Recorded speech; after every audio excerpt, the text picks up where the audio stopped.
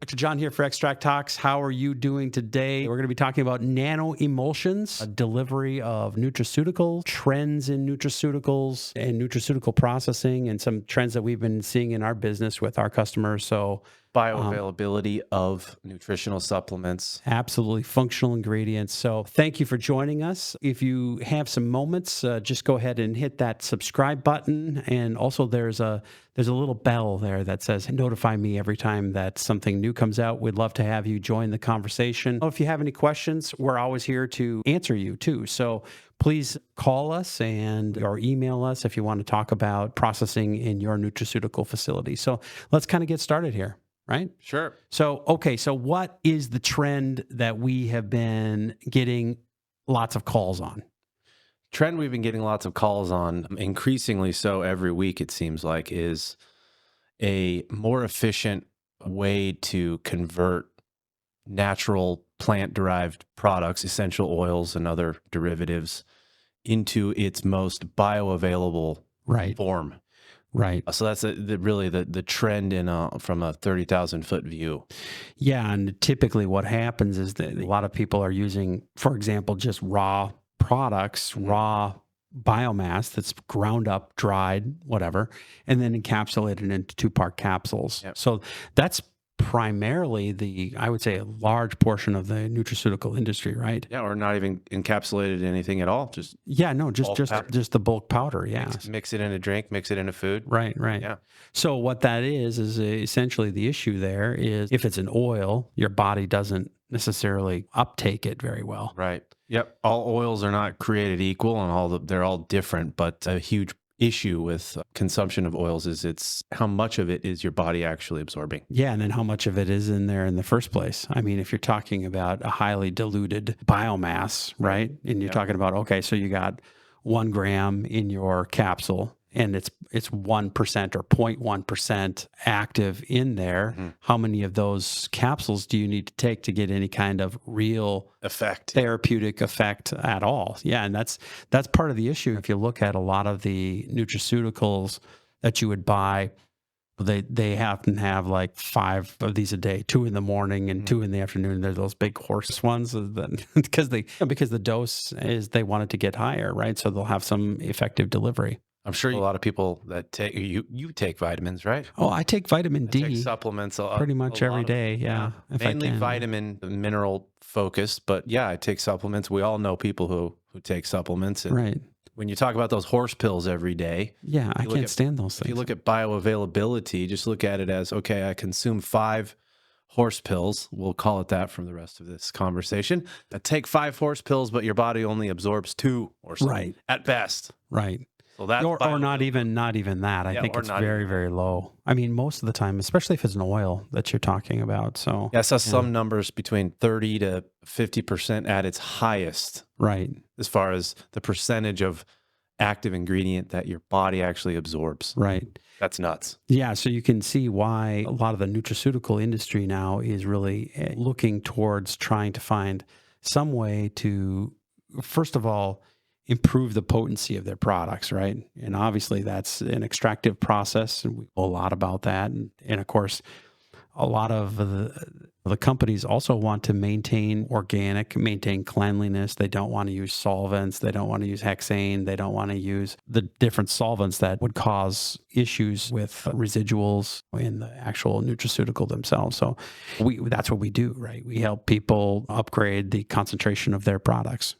Concentrate it and get it in a form for delivery that is much more available for your body. Yeah. Okay. So the first step then, let's just say you're going to set up a research project. So you have 10 product SKUs and you are looking at, okay, like for example, turmeric, right? You got curcuminoids in the turmeric. Instead of grinding up the turmeric and putting it into a 2-part capsule, maybe you would instead do an extractive step.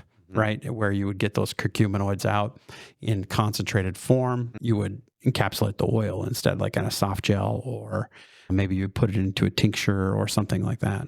Yeah, so we concentrate it. Now we still have the bioavailability issue, right? Which is where, for example, Nanoemulsion comes in.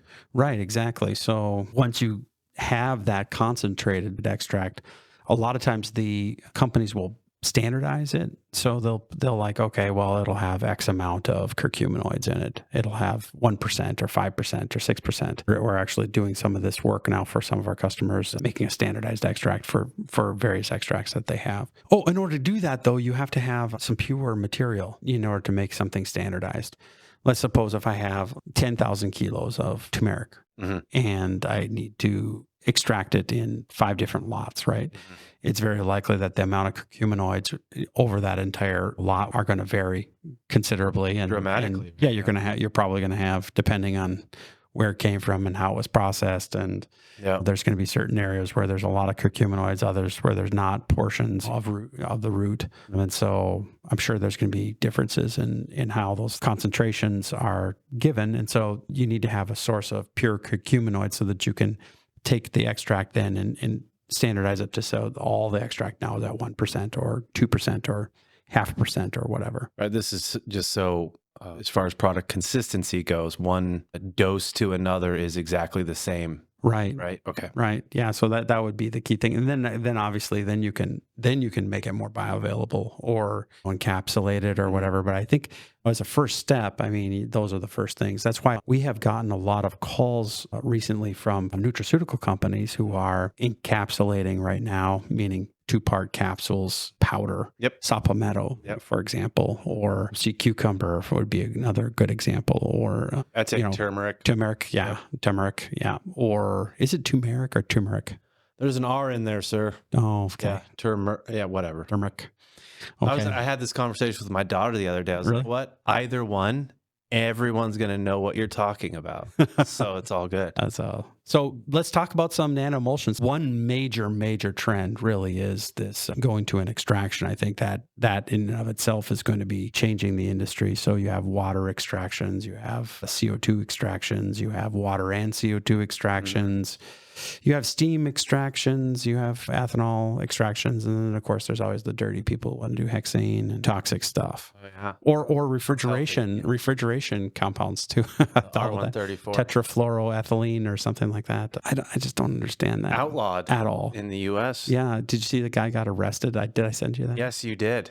Yeah. They're trying to take the refrigerant over years in jail. Take the refrigerant over the border. Where was this coming from? Mexico? It was a small amount. Yeah. Well, it's not like it's a truckload. No. So take the refrigerant across they said, and they're using the same refrigerant for extractions. Can you believe that? Yeah. Well, that was out of South American country. They were saying they were considering R134 as their solvent. Yeah. Well, yeah, there's a lot of that. Yeah. I just don't think that people realize that, okay, so you have R134 as your solvent, but then you have contaminants in that, right? And that those contaminants get into your extract and they stay there. And what we're talking about here is branch fluorinated compounds that are going to stay there. And so people are eating that stuff and then they're wondering, oh, I don't know why. Yeah, to bring that back to our, remember what we were talking about here. We're talking about nutritional supplements. Think about this though. Yeah, nutritional supplements. Think about all that. You get all those residuals and then it's encapsulated. So it becomes more bioavailable. So the toxicity goes up. Yeah. Yeah. Okay. Let's encapsulate hexane and improve its deliverability. Yeah. So I think you better have some. I mean, that's nuts. Why not? Yeah. Why not? Who cares? We're all going to die anyway one day, right? Fair enough. Yeah. So anyway, now we got the nanoemulsification, which is kind of the second trend that goes hand in hand with this. Right. Obviously, you can't nanoemulsify the biomass. Right. Right. I was going to ask about this. So there are all these nutritional supplements. The examples are endless, but the powderized product, these companies, the producers, they seem to be more willing than not to at least offer a nanoemulsified product. Yeah.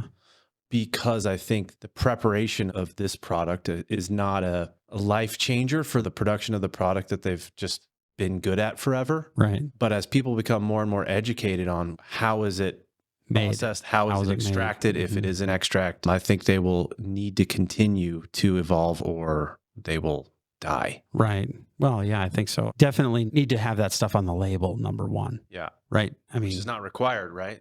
Well, not with solvents, right?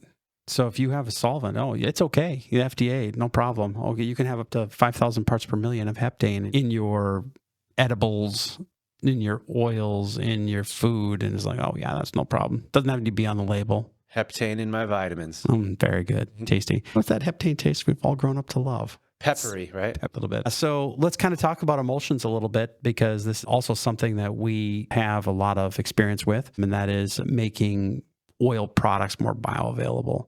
A couple different ways to do that. There's a bunch of different ways, actually. You can do oil and water emulsions. You can do like emulsions with emulsifiers, which is a concoction of all kinds of different emulsions. And then you can do encapsulations, which are cyclodextrins and things like that. There's different methods that you can use. And if you want to have like pegylated phospholipids on your label, you can do that if you want for your emulsion or your emulsifier, right? I don't know. I just don't think that that's going to really fly on the label for the label readers. What do you think? I think as many ingredients on a label that I don't know what they are or cannot pronounce, it increases. Right. 117 exponentially. pegylated phosphatidylcholine, choline, or whatever. Right. Yeah. I mean, I don't know. There's a tremendous number of lipids that are used in these concoctions, right? And some of them have what they call PEG or PEG 60. That's a synthetic. There's also like lecithins. They also have different ionic, kind of like what they call ionic lipids that are phospholipids, and a bunch of ones I can't pronounce. Again, what I was just talking about, but acetic acid esters, phosphates, lecithin, which is a soy derivative. This is PGE. PEG. Yeah. Well, no, this is PGE. Polyethylene glycol is PEG. Then there's another one. One of the issues that I think is a really key issue here is that, well, water, for example, in great quantities is toxic, right? Right. Everything really is, at some level, is toxic. I mean, you can die of it if you, for example, imbibe too much of it or drink it or whatever. And it doesn't even matter what it is. Water will kill you if you drink too much of it. Yeah, I mean, at some point in time, I think that's one thing that we just don't know. Like, okay, if you have a concoction and it's a proprietary concoction of all these surfactants and you're putting them all together and you don't really know what's in them and they're not on the label because it's a proprietary blend, I think that's a real red flag. I wouldn't do that. Agreed. And I think that actually is happening quite a bit in large quantities out in the marketplace. We see fast-acting nutraceuticals or fast-acting dosage forms. We see that. So unless they're going through a toxicity testing or something like that, that's something that you probably should really think about. For nutritional supplements, whether it be weight loss or energy or the nootropics with brain fog, focus assistance, I think more often than not, it is a quote unquote proprietary blend. Yeah, that's kind of why I like the cyclodextrins, because they're sugars, they're well known, they're well characterized. There's not big question marks behind what they are, and they're naturally in foods. I kind of like that a lot better, those encapsulation methods. Yeah. As I understand it from the research, there are actually health benefits just specifically from cyclodextrins themselves. Oh, right. In addition to them being the carrier of your supplement or vitamin, or whatever it is. Oh, and your body knows how to take care of sugar polymers. I mean, it's expert at that. Yeah, right. I mean, we pretty much know how to digest those. We know how to pull them apart, chew them up, eat them, turn them into energy and fat and everything. I mean, we know how to do all that stuff. Right. Automatically. Isn't that awesome? Whether it's nano emulsified or encapsulated with the cyclodextrin, I mean, there are a host of everyday vitamins and nutritional supplements that utilize nanoemulsion technology. Yeah, we were just talking about supplemental. That'd be one, maybe. And there's one that the curcuminoids. That's obviously from astaxanthin. The xanthins. That's interesting. That's a hydrophobic molecule, right? That's not very stable. It's red. You can encapsulate that. Vitamin E, vitamin D. Omega-3s. Omega-3s. Any of the omega oils, for that matter, you can encapsulate them, make them more bioavailable, and so on and so forth. Vitamin A, K2. The list any of the fat-soluble vitamins, for example. Yep. Now, I think that there is some caution here. You don't want to have too much of these vitamins. I think when have them too bioavailable, that's a problem, right? Yeah, absolutely. People think just like your water example. Yeah. Well, if I have too much vitamin C, it's all Right. good. There's no downside. I'll just Right. get enough. There was a condition, I don't know if I want to say. Do we want to get into that? Probably. Oh, from memory, I'll try it first. It's hypervitaminosis. Vitaminosis. That's Ooh. a thing, and it has to do with your body's storage of excess, in this case, vitamins that it cannot metabolize. And that storage itself is what leads to too high of concentrations in cells around your body. Right. And it can lead to very bad effects, including death. This is per the NIH, an NIH study. Well, I think that it's important, for example, that you are testing when you formulate, stay within the formulation guidelines of what's required. Were the vitamins themselves the toxic aspect? Yes. Okay. The actual, for example, vitamin E. Vitamin E. Oh, yeah. Okay. I can see that. Yeah. Any vitamin. I mean, it makes it What about very vitamin clear. C? Vitamin C that- is a water soluble. Yeah. So its toxicity and health impact is, it can be as acute, but it is short-lived as it's water soluble. There's a lot of people who advocated for tremendous amounts of vitamin C, like Linus Pauling and all that. But I guess it didn't really work out very well because there was some precipitation going on and things like that. So anyway, so there are some things that you need to think about when you're talking about emulsifiers, emulsifying systems, and delivery systems for your nutraceuticals. We can do is we can help you with doing those extractions, standardization process. If you would like to encapsulate them to make them more water soluble, we can help you with that also. And we use CO2 for that process. Everything I just said, which is really great because then you don't have chemical residuals and you're not encapsulating toxic chemicals and then making them more bioavailable for your body. Yeah, you can actually list all of the ingredients on the label. Yeah. It'd be a nice short list. That would be great. So anyway, so that's the bottom line. I hope this helped out. We are talking to a lot of pharmaceutical and nutraceutical companies about these topics. If you guys have any questions or concerns or thoughts and you want to try to explore maybe the extraction of a blend that you have or some sort of unique ingredient, we'd be happy to help you. Yeah, so just give us a buzz. We'll help you come up with a good end-to-end processing solution. So thanks a lot and take care, guys.